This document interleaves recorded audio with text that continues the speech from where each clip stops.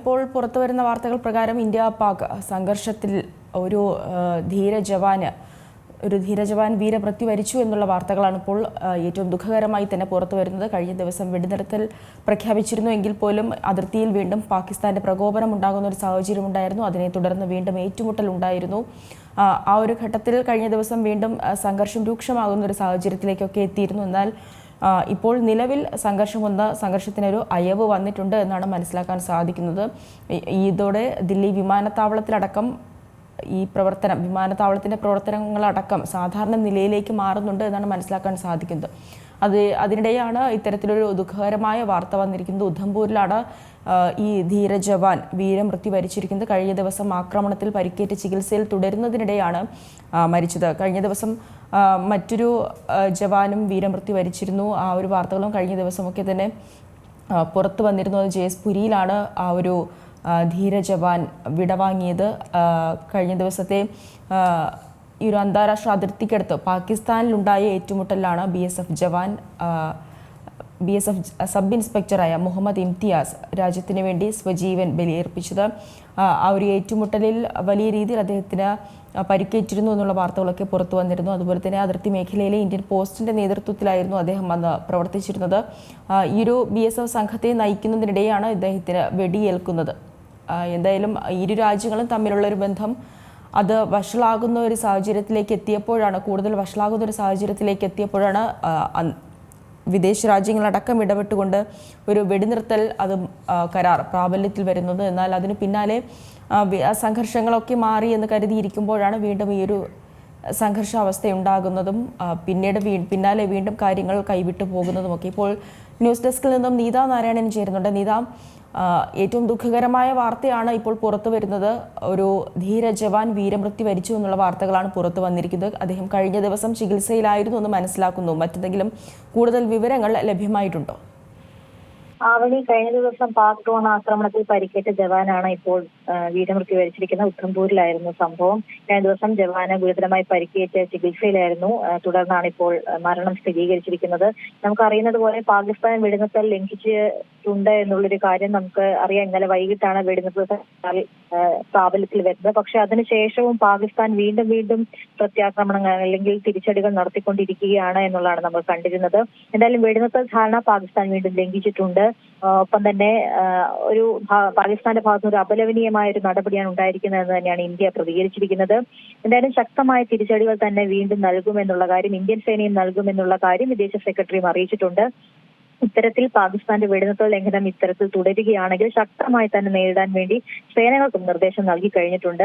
ഇന്നലെയാണ് നമുക്കറിയുന്ന പോലെ അമേരിക്കയുടെ ഒരു നേതൃത്വത്തിൽ അല്ലെങ്കിൽ അമേരിക്കയുടെ ഒരു ഇടപെടലിൽ ഇത്തരത്തിലുള്ള ഒരു വെടിനിർത്തൽ കരാറിലേക്ക് ഇരു രാജ്യങ്ങളും എത്തി എന്നുള്ളൊരു വാർത്തകളൊക്കെ വന്നിരുന്നു. പക്ഷെ അപ്പോഴും തൊട്ടു പിന്നാലെ തന്നെ വീണ്ടും പാകിസ്ഥാന്റെ ഭാഗത്തു നിന്നുള്ള പ്രകോപനം അങ്ങനെ തുടർന്നുകൊണ്ടേയിരിക്കുന്ന ഒരു സാഹചര്യമാണ് നമ്മൾ കണ്ടത്.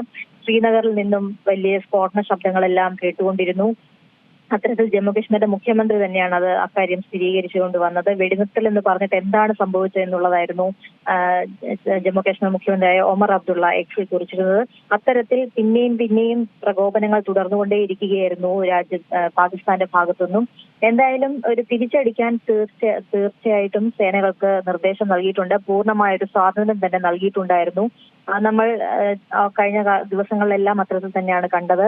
എന്തായാലും ഇനിയും പാകിസ്ഥാന്റെ ഭാഗത്തുനിന്ന് ഇത്തരത്തിലുള്ള പ്രകോപനം ഉണ്ടാവുകയാണെങ്കിൽ അത് തിരിച്ചടിക്കുമെന്നുള്ള കാര്യവും കൃത്യമായി തന്നെ ഇന്ത്യ നിർദ്ദേശം നൽകിയിട്ടുണ്ട് എന്നുള്ളതാണ്. എന്തായാലും വെടിനിർത്തൽ ധാരണ വന്ന് മണിക്കൂറുകൾക്കകം തന്നെയാണ് വീണ്ടും പാകിസ്ഥാന്റെ ഭാഗത്തുനിന്നും ഇത്തരത്തിൽ ശക്തമായ ഒരു നടപടി വന്നിരിക്കുന്നത്. അതിനെ ഇന്ത്യയും അപലപിച്ചിട്ടുണ്ട് എന്നുള്ളതാണ്. ശക്തമായി തന്നെ അപലപിച്ചിട്ടുണ്ട്. പാകിസ്ഥാൻ ഉത്തരവാദിത്തത്തോടെ പെരുമാറണമെന്നാണ് ഇന്ത്യ ഭാഗത്തുനിന്നുണ്ടായിരിക്കുന്ന ഒരു നിർദ്ദേശം. എന്തായാലും ഇതുമായി ബന്ധപ്പെട്ട് പാകിസ്ഥാന്റെ തുടർ നീക്കങ്ങളെല്ലാം നിരീക്ഷിച്ചു വരികയാണ് ഇന്ത്യ. ഏത് തരത്തിൽ വേണമെങ്കിലും തിരിച്ചടിക്കുമെന്നുള്ള കാര്യം ഉറപ്പാണ്. ഒപ്പം തന്നെ 2 തവണ പാകിസ്ഥാൻ DGMO ഇന്ത്യയുമായി ബന്ധപ്പെട്ടിട്ടുണ്ട്. വെടിനിർത്തൽ പ്രഖ്യാപിക്കാൻ തീരുമാനിച്ചത് പാക് DGO ആണ്. അദ്ദേഹം രണ്ടാമതും വിളിച്ച ശേഷമാണ് ഇത്തരത്തിൽ വെടിനിർത്തൽ കരാറിലേക്ക് എത്തിയത് എന്നുള്ളതാണ് മനസ്സിലാക്കുന്നത്. എന്തായാലും നിലവിലത്തെ ഒരു സാഹചര്യം നോക്കുകയാണെങ്കിൽ ശാന്തമായി തന്നെ അതിർത്തി മേഖലകളെല്ലാം ശാന്തമായി തന്നെ ഇരിക്കുന്നു എന്നുള്ളതാണ് മനസ്സിലാവുന്നത്. ഇതുവരെ കഴിഞ്ഞ കുറച്ച് മണിക്കൂറുകളായി നിലവിൽ വലിയ രീതിയിലുള്ള ശബ്ദങ്ങളൊന്നും ഡ്രോൺ ആക്രമണം ഒന്നും പാകിസ്ഥാന്റെ ഭാഗത്തുനിന്ന് ഉണ്ടായിട്ടില്ല എന്നാണ് മനസ്സിലാക്കുന്നത്. അതിനിടയിൽ അമൃത്സറിൽ പക്ഷേ അപ്പോഴും അതീവ ജാഗ്രത തന്നെ തുടരുകയാണ്. റെഡ് അലർട്ട് തന്നെ തുടരുന്നുണ്ട്. ജനങ്ങളോട് വീടിനുള്ളിൽ തന്നെ തുടരാനും സർക്കാർ നിർദ്ദേശിച്ചിട്ടുണ്ട്. എത്രത്തോളമൊക്കെ നമ്മൾ പ്രകോപനമില്ലാതെ അല്ലെങ്കിൽ എത്രത്തോളമൊക്കെ നമ്മൾ സുരക്ഷിതമായി നിൽക്കുകയാണെങ്കിലും പാകിസ്ഥാന്റെ ഭാഗത്തു നിന്നുണ്ടാവുന്ന ഇത്തരം പ്രകോപനങ്ങൾ അത് തന്നെയാണ് ഇന്ത്യ വീണ്ടും തിരിച്ചടിക്കാനായി സമ്മർദ്ദം ചെലുത്തുന്നത്. രാജസ്ഥാൻ ജയ്സാൽമീറിലും ഇത്തരത്തിൽ പൊട്ടിത്തെറി ഉണ്ടായിട്ടുണ്ട് എന്നുള്ള ഒരു വിവരം വരുന്നുണ്ട്. 6 ഇടത്താണ് ഇത്തരത്തിൽ പൊട്ടിത്തെറി ഉണ്ടായത് എന്നാണ് മനസ്സിലാക്കുന്നത്. വലിയ രീതിയിലുള്ള ശബ്ദം കേട്ടു എന്നാണ് അവിടുത്തെ ജനങ്ങൾ പറയുന്നത്. ബാർമീറിലും ഇത്തരത്തിൽ തന്നെ പൊട്ടിത്തെറി ശബ്ദം കേട്ടിട്ടുണ്ട്. അത്തരത്തിൽ ഏതൊക്കെ തരത്തിൽ പാകിസ്ഥാൻ പ്രകോപനം സൃഷ്ടിക്കുമോ അത്തരത്തിൽ തന്നെയാണ് ഇപ്പോഴും തുടരുന്നത് എന്നാണ് മനസ്സിലാക്കുന്നത്. പക്ഷെ നിലവിലത്തെ സാഹചര്യം നോക്കുകയാണെങ്കിൽ വരുന്ന മണിക്കൂറുകളെങ്കിലും ഒരു ശാന്തമായി തന്നെ അതിർത്തികളെല്ലാം ശാന്തമാകും എന്നാണ് മനസ്സിലാക്കുന്നത്. ഇന്നലെ വെടിനിർത്തൽ കരാർ വന്നപ്പോൾ തന്നെ അവിടുത്തെ ജനങ്ങളൊക്കെ വലിയ സന്തോഷത്തിലായിരുന്നു. അവരെല്ലാം പുറത്തേക്ക് ഇറങ്ങുകയും ആഹ്ലാദം പങ്കിടുകയൊക്കെ ചെയ്യുന്ന കാഴ്ച നമ്മൾ കണ്ടതാണ്. പക്ഷെ അപ്പോഴും തൊട്ട് പിന്നാലെ തന്നെ പാകിസ്ഥാന്റെ ഭാഗത്തുനിന്ന് വെടിനിർത്തൽ ലംഘിച്ചു എന്നുള്ളതാണ് നമുക്ക് മനസ്സിലാവുന്നത്. പിന്നീടും ഡ്രോൺ ആക്രമണം തുടരുകയാണ്. എന്തായാലും ഈ മണിക്കൂറിൽ തന്നെ ഏറ്റവും പ്രധാനപ്പെട്ട വാർത്ത അത് തന്നെയാണ്. ഒരു സൈനികൻ വീരമൃത്യു വരിച്ചു എന്നുള്ള ഒരു വാർത്ത തന്നെയാണ് വരുന്നത്. കഴിഞ്ഞ ദിവസങ്ങളിലെല്ലാം ഇത്തരത്തിൽ പാക് വെടിവെപ്പിൽ അദ്ദേഹത്തിന് പരിക്കേറ്റിരുന്നു. BSF ഇൻസ്പെക്ടറിനാണ് പരിക്കേറ്റ മുഹമ്മദ് ഇംതിയാസ് എന്ന ആളാണ് കൊല്ലപ്പെട്ടിരിക്കുന്നത്. കശ്മീരിലെ ആറഫ്പുരയിലാണ് ഇത്തരത്തിൽ ആക്രമണത്തിൽ പരിക്കേറ്റത് എന്നാണ് മനസ്സിലാക്കുന്നത്. എന്തായാലും അന്താരാഷ്ട്ര അതിർത്തിയോട് ചേർന്നുള്ള ഒരു സ്ഥലമാണ് ആറഫ്പുര സെക്ടർ. അവിടെയാണ് സൈന്യത്തിന്റെ വെടിവെപ്പിൽ ഇദ്ദേഹത്തിന് പരിക്കേൽക്കുകയും പിന്നീട് വീരമൃത്യു വരികയും ചെയ്തിരിക്കുന്നത്. നിലവിലത്തെ സാഹചര്യത്തിൽ ഇപ്പോൾ ഇന്ത്യ പാകിസ്ഥാന്റെ ഓരോ നീക്കവും നിരീക്ഷിച്ചുകൊണ്ടിരിക്കുകയാണ്. അഗ്നൂരിലും രജൌരിയിലും എല്ലാം ഷെല്ലാക്രമണം തുടരുന്നു എന്നാണ് മനസ്സിലാക്കുന്നത്. എന്തായാലും ആവശ്യമെങ്കിൽ തിരിച്ചടിക്കാനുള്ള ഒരു നിർദ്ദേശം സേനകൾക്കെല്ലാം കേന്ദ്രം നൽകിയിട്ടുണ്ട് എന്നാണ് മനസ്സിലാക്കുന്നത്. ഇത്തരത്തിലുള്ള വെടിനിർത്തൽ ലംഘനം ഇനിയും തുടരുകയാണെങ്കിൽ ഉറപ്പായും തിരിച്ചടിക്കുമെന്നുള്ള വിവരം തന്നെയാണ് നമുക്ക് മനസ്സിലാവുന്നത്. എന്തായാലും സൈനിക കേന്ദ്രത്തിന് നേരെയും ഭീകരാക്രമണം ഉണ്ടാവുന്നുണ്ട്.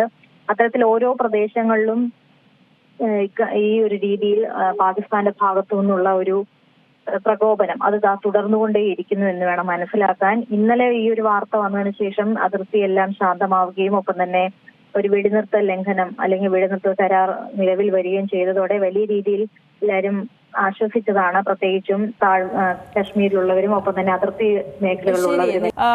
വിദേശകാര്യം അതുപോലെ തന്നെ പ്രതിരോധ മന്ത്രാലയം അടക്കമുള്ളവർ വാർത്താ സമ്മേളനങ്ങളൊക്കെ നടത്തി സ്ഥിതിഗതികൾ വിലയിരുത്തുന്ന ഒരു സാഹചര്യം ഉണ്ടായിരുന്നു. ഇന്ന് അത്തരത്തിൽ എന്തെങ്കിലും വാർത്താ സമ്മേളനം ഈ വിദേശകാര്യത്തിന്റെ ഭാഗത്തുനിന്നോ പ്രതിരോധ മന്ത്രാലയത്തിന്റെ ഭാഗത്തുനിന്നോ ഒക്കെ ഉണ്ടാകുന്നുണ്ടോ?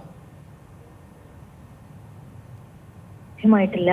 വെടിനിർത്തൽ കരാർ വന്നതിന് ശേഷം പാകിസ്ഥാന്റെ ഭാഗത്തുനിന്ന് വീണ്ടും പ്രകോപനം ഉണ്ടാവുന്ന ഒരു കാഴ്ച നമ്മൾ കണ്ടതാണ്. അതിനിടയിൽ ഏറ്റവും പുതിയതായി ഇപ്പോൾ വരുന്ന ഒരു വാർത്ത അനുസരിച്ച് വെടിനിർത്തൽ ധാരണയ്ക്ക് വേണ്ടി പാക് കരസേനാ മേധാവിയും അമേരിക്കയുടെ ഒരു ഇടപെടൽ തേടിയിട്ടുണ്ട് എന്നുള്ള റിപ്പോർട്ട് പുറത്തു വരുന്നുണ്ട്. അറബ് രാജ്യങ്ങളുടെയും ചൈനയുടെയും സഹായം തേടിയിട്ടുണ്ട് എന്ന് നമ്മൾ മനസ്സിലാക്കുന്നുണ്ട്. എന്തായാലും അത്തരത്തിലുള്ള ചർച്ചകളൊക്കെ അവിടെ പുരോഗമിക്കുന്നുണ്ട് എന്നാണ് മനസ്സിലാക്കുന്നത്.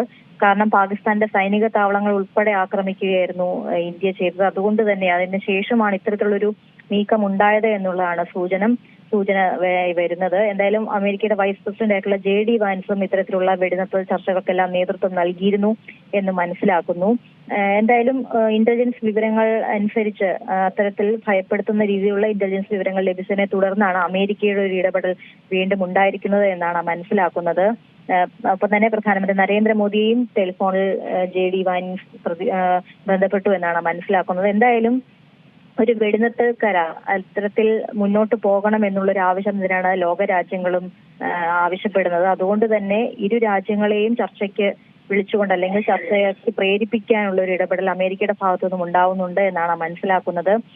അത്തരത്തിലുള്ള ഒരു വിവരങ്ങൾ തന്നെയാണ് പുറത്തു വരുന്നത്. ഈ വെടിനിർത്തലിനെ ലോകരാജ്യങ്ങളും സ്വാഗതം ചെയ്തിട്ടുണ്ട്. അതായത് യൂറോപ്പ്, സൗദി അറേബ്യ പോലെയുള്ള രാജ്യങ്ങളും ഇത്തരത്തിലുള്ള വെടിനിർത്തലിലേക്ക് പോകണം എന്നുള്ള കാര്യത്തിലേക്ക് തന്നെയാണ് ലോകരാജ്യങ്ങൾ ഇപ്പോൾ പ്രതികരിച്ചിരിക്കുന്നത്. എന്തായാലും ഇനിയുള്ള സമയങ്ങളിലെങ്കിലും അതിർത്തിയിലെല്ലാം ശാന്തമായി തന്നെ തുടരും എന്നുള്ളതാണ് മനസ്സിലാക്കുന്നത്. എന്തായാലും ഇതുവരെ ഡ്രോണുകളൊന്നും കണ്ടെത്തിയിട്ടില്ല എന്നുള്ളതാണ് റിപ്പോർട്ടുകൾ. അത്തരത്തിൽ നോക്കുകയാണെങ്കിൽ വരും സമയങ്ങളിലും സുരക്ഷിതമായി തന്നെ അല്ലെങ്കിൽ സമാധാനപരമായി മുന്നോട്ട് പോകുമെന്നാണ് മനസ്സിലാക്കുന്നത്. പക്ഷെ അതിർത്തി ഗ്രാമങ്ങളിലേക്ക് ജാഗ്രത അത് ഇപ്പോഴും തുടരുകയാണ്. കർശനമായ നിർദ്ദേശമെല്ലാം അവിടുത്തെ ജനങ്ങൾക്ക് നൽകിയിട്ടുണ്ട്. അമൃത്സറിൽ ബ്ലാക്ക് ഔട്ട് നിർദ്ദേശിച്ചിരുന്നു. അതിപ്പോൾ നിലവിൽ ഇപ്പോൾ പിൻവലിച്ചിട്ടുണ്ട് എന്നാണ് മനസ്സിലാക്കുന്നത്. പക്ഷെ റെഡ് അലേർട്ട് തുടരും. ഒപ്പം തന്നെ ജാഗ്രതയോടെ തന്നെ തുടരാനാണ് ആളുകൾക്ക് നിർദ്ദേശം നൽകിയിരിക്കുന്നത്. പുറത്തിറങ്ങാനോ തുടങ്ങിയ കാര്യങ്ങളിലേക്കൊന്നും പോകരുത് എന്നുള്ള കാര്യവും ജനങ്ങൾക്ക് നിർദ്ദേശമായി നൽകിയിട്ടുണ്ട്. എന്തായാലും ശക്തമായ ഒരു മറുപടി തന്നെയാണ് ഇന്ത്യ നൽകിക്കൊണ്ടിരിക്കുന്നത്. അമേരിക്കയുടെ പാകിസ്ഥാന്റെ ഭാഗത്തു നിന്ന് വെടിനിർത്തൽ ലംഘനം ഉണ്ടായ സമയം മുതൽ തന്നെ ഇത്തരത്തിലുള്ള നിലപാട് തന്നെയാണ് ഇന്ത്യയും പോകുന്നത്. എത്രത്തോളമൊക്കെ നമ്മൾ പറഞ്ഞിട്ടും അല്ലെങ്കിൽ എത്രത്തോളമൊക്കെ ചർച്ചകൾ നടന്നിട്ടും പാകിസ്ഥാൻ ഇതുവരെയും പാഠം പഠിച്ചിട്ടില്ല എന്നുള്ളതാണ് മനസ്സിലാക്കുന്നത്. നമുക്കറിയാം, കഴിഞ്ഞ കുറച്ചു കാലങ്ങളായി നമ്മൾ പറയുന്നത് പോലെ പാകിസ്ഥാനെ വിശ്വസിക്കാൻ കൊള്ളാത്തൊരു രാജ്യമായി തന്നെ കണക്ക് കൂട്ടിയിരുന്നു. അത് കൃത്യമായി തന്നെ മനസ്സിലാവുന്ന രീതിയിലാണ് നിലവിൽ ഇപ്പോൾ പാകിസ്ഥാന്റെ ഭാഗത്തു നിന്നും ഉണ്ടാവുന്നത്. എന്തായാലും ചർച്ചകളൊക്കെ ഒരു വഴിക്ക് നടക്കുന്നുണ്ട്.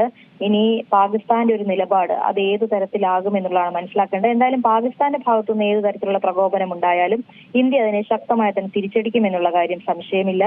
അത്തരത്തിലുള്ള നിർദ്ദേശം തന്നെയാണ് സൈന്യത്തിനായി കേന്ദ്രം നൽകിയിട്ടുള്ളത് എന്നാണ് മനസ്സിലാക്കുന്നത്. ഇതുവരെ പാകിസ്ഥാന്റെ ഭാഗത്തുനിന്ന് ഒരു പ്രകോപനമൊന്നും ഉണ്ടായിട്ടില്ല. സുരക്ഷയെല്ലാം ശക്തമായി തന്നെ തുടരുന്നുണ്ട്. അതിർത്തി ഗ്രാമങ്ങളിലും വലിയ രീതിയിലുള്ള ജാഗ്രതാ നിർദ്ദേശം നൽകിയിട്ടുണ്ട്.